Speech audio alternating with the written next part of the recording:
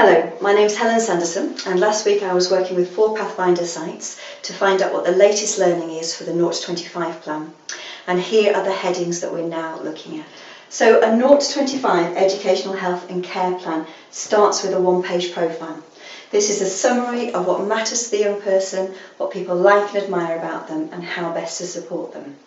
And although it's an excellent summary, it's unlikely to give you all the information, all the detailed information you need about somebody's support. So there's additional pages that go into the detail of how best to support the young person around health, around education, around social care, around friendships, relationships and community, and describing their needs in a way that makes sense.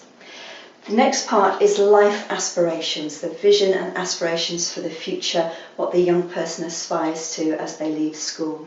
This one is still in 2 sections, the young person's aspirations for their life and their family's aspirations on behalf of the young person too. Then we have a new sheet that's experiences and achievements. So that might be things like work experience that the young person's had over the last year, or it might be winning a medal at netball. So whatever it is, it's keeping an ongoing record of the young person's experiences and achievements. Here we've got working, not working from different perspectives. And again, the perspectives will start off with the young person's perspective, or our best guess if they're not able to tell us directly. The family's working, not working, professionals working, not working, and teaching staff as well. And from that, we then go to outcomes. Where does the young person want to be in a year's time? How do we both change what's not working and move towards life aspirations as well? But what we've added here is how will we know if we've been successful? What we'll be able to see or hear or count that lets us know that those outcomes have been achieved. And from the outcomes, we then go to the actions to make those happen. We also have a section on the young person's resources, so that might be their real wealth in terms of their connections, their family, their community, as well as any specific monies that the young person is entitled to from different funding pots. We also move from outcomes to then looking at the various agencies' responsibilities to deliver provision, what would have looked like a provision map earlier.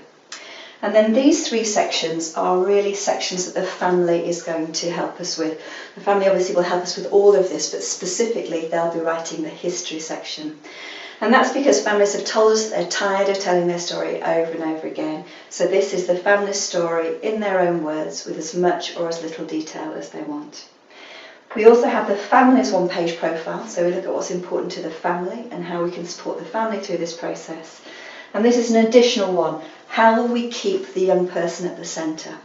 So if the young person doesn't use words to communicate, that might look like a communication chart or a decision-making agreement, or it might talk about how the circle is going to be involved, but the key information about how we're going to make sure this stays focused on the young person. Some of these headings might be very familiar to you, particularly if you've been involved in delivering person-centred reviews. So I just want to show you the headings that we use in person-centred reviews and how they can help deliver the information that we need for a 0 to 25 plan.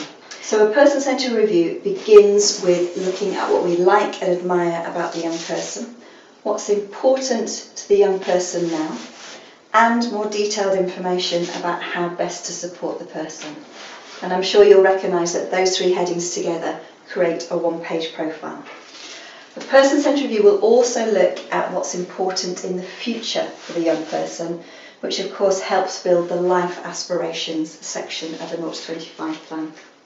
In a person-centred review, we'll also be looking at what progress has been made since the last review, and that can help us with the experiences and achievements section. Key part of the review is looking at what's working and not working from different perspectives, and again that is where we can get the information for that from the 0 to 25 plan. From that we go to outcomes and then again to actions as well. And there's also a section on questions to answer which will feed into the working, not working and then lead to outcomes. So I think this shows that our person-centred review can deliver about 60% of the information we need for a 0 to 25 plan, because the like and admire, the important to the young person now and how best to support all informs the 1-page profile. The important in the future informs the life aspirations. Progress since the last review will tell us more about experiences and achievements. Working, not working from different perspectives and outcomes are directly replicated here, as are actions. And the questions to answer will help inform what's working and not working as well.